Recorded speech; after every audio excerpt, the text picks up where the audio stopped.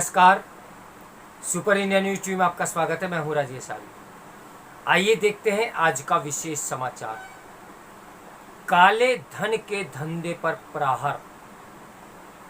जो यह आरोप लगा रहे हैं कि ईडी के कारण लोकतंत्र का गला दबाया जा रहा है, वे ये समझे तो बेहतर है कि लोकतंत्र का गला काले धन से भी घुट रहा है। उच्चतम न्यायालय ने prevention of money laundering act PMLA के तहत प्रवर्तन निर्देशालय यानी ईडी को मिले अधिकारों के खिलाफ कई नेताओं समेत अन्य लोगों की ओर से दायर 200 से अधिक याचिकाओं का निपटारा करते हुए जिस तरह इन अधिकारों को उचित ठहराया, वह इस जांच एजेंसी को बल प्रदान करने और साथ ही अपनी काली कमाई को सफेद करने की कोशिश में लिप्त तत्वों को हतोत्साहित करने वाला है। ये किसी से छिपा नहीं कि काले धन का काला धंधा किस तरह बढ़ता जा रहा है और इस धंधे में किस तरह देश के नेता और नौकरशाह भी लिप्त हैं। इसका ताजा उदाहरण बंगाल के हटाए गए वरिष्ठ मंत्री पार्थ चटर्जी हैं, जिनकी करीबी अर्पिता मुखर्जी के 2 फ्लैटों से करीब 50 करोड़ रुपए की नकदी के साथ सोना, विदेशी मुद्रा के अतिरिक्त जमीन जायदाद के कई दस्तावेज मिले हैं। काला धन अर्जित करने वालों पर लगाम लगाने के लिए पीएमएलए वर्ष 2002 में लाया गया था, ताकि भारत अपनी वैश्विक प्रतिबद्धता के तहत काले धन को सफेद करने के तौर तरीकों पर रोक लगा सके। ये कानून लागू हुआ 2005 में, जब मनमोहन सरकार सत्ता में थी। इसके बाद इसमें समय समय पर संशोधन हुआ। एक संशोधन तो तब हुआ जब वित्त मंत्री पी चिदम्बरम थे। बाद में वह और उनके बेटे ईडी की जांच के दायरे में आ गए। उक्त संशोधन से ईडी की शक्तियां बढ़ी। निसंदेह मनमोहन सरकार के समय ईडी उतनी सक्रिय नहीं थी जितनी मोदी सरकार के सत्ता में आने के बाद दिख रही है, लेकिन इसके आधार पर यह नहीं कहा जा सकता कि इस केंद्रीय जांच एजेंसी का दुरुपयोग किया जा रहा है। क्यों? क्योंकि उसकी ओर से जब्त की गई संपत्ति यही बताती है कि काले धन को सफेद करने का सिलसिला तेज हुआ है। एक अनुमान के अनुसार ईडी अब तक 1 लाख करोड़ रुपए से अधिक की संपत्ति जब्त कर चुकी है। ये संपत्ति विभिन्न घोटालों घपलों के जरिए हासिल की गई थी। इनमें बैंकिंग घोटाले भी थे। ईडी ने कुछ संपत्ति को नीलाम कर बैंकों को वापस भी की है।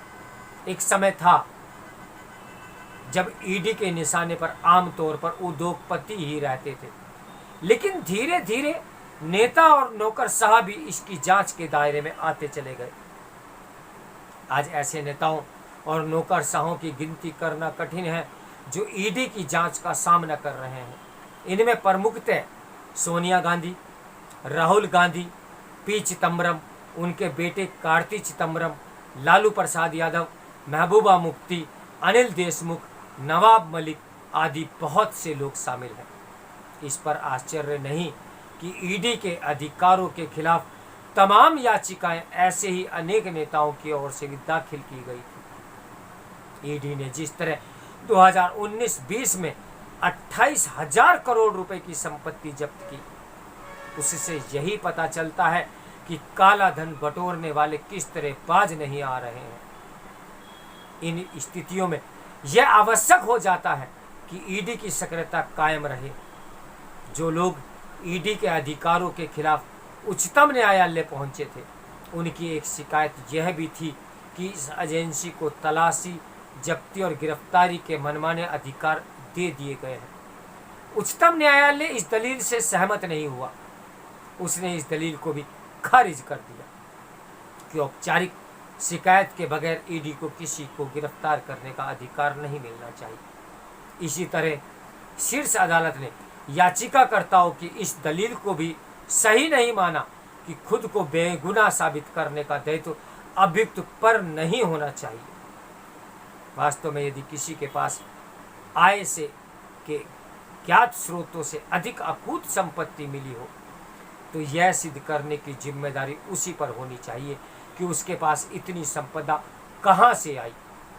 उच्चतम न्यायालय के फैसले के बाद यह आशा की जाती है कि ईडी जिन तमाम मामलों की जांच कर रही है उनमें तेजी आएगी और इस तरह के राजनीतिक स्वर थमेंगे कि मोदी सरकार ईडी का मनमाना इस्तेमाल कर रही है। इन दिनों इस तरह के आरोपों लगाने में कांग्रेस सबसे आगे है। इसका मुख्य कारण नेशनल हेराल्ड मामले में राहुल और सोनिया गांधी से ईडी की पूछताछ करना भी है। कांग्रेस नेता ईडी की कार्रवाई का जैसा विरोध संसद के भीतर और बाहर कर रहे हैं उसी से तो यही लगता है कि वे गांधी परिवार को कानून से ऊपर समझते हैं। चूंकि कांग्रेस नेता इसकी जानबूझकर अनदेखी कर रहे हैं कि इस मामले में राहुल और सोनिया गांधी जमानत पर हैं, इसलिए आम जनता इस तरह के आरोपों को महत्व देने के लिए तैयार नहीं कि ईडी का मनमाना इस्तेमाल किया जा रहा है। काला धन हासिल करने वालों के खिलाफ सख्त कार्रवाई होनी ही चाहिए, क्योंकि खुद उच्चतम न्यायालय ने कहा है कि मनी लॉन्ड्रिंग न केवल देश के सामाजिक और आर्थिक ताने बाने को प्रभावित करती है बल्कि आतंकवाद और ड्रग तस्करी जैसे अपराधों को भी बढ़ावा देती है। जो ये आरोप लगा रहे हैं कि ईडी के कारण लोकतंत्र का गला घुट रहा है वे ये समझे तो बेहतर कि लोकतंत्र का गला अकूत रूप से जुटाए काले धन से भी तो घुट रहा है। आज यदि देश की प्रगति अपेक्षित गति से नहीं हो रही है तो इसका एक बड़ा कारण नेताओं और नौकरशाहों की ओर से किया जाने वाला भ्रष्टाचार भी है। ये किसी से छिपा नहीं कि तमाम नेता ऐसे हैं जो कोई खास कारोबार नहीं करते लेकिन उनके पास पैसों की कोई कमी नहीं दिखती। कई नेताओं की ओर से चुनाव के मौके पर जो शपथ पत्र दाखिल किए जाते हैं उनमें यही पता चलता है कि उनकी संपत्ति कहीं तेजी से बढ़ती है। आखिर ये नेता बिना कारोबार इतनी तेजी से अमीर कैसे बन जाते हैं? क्या ये एक बहुत बड़ा प्रश्न नहीं है? अपने देश में भ्रष्टाचार का राजनीति से गहरा संबंध है।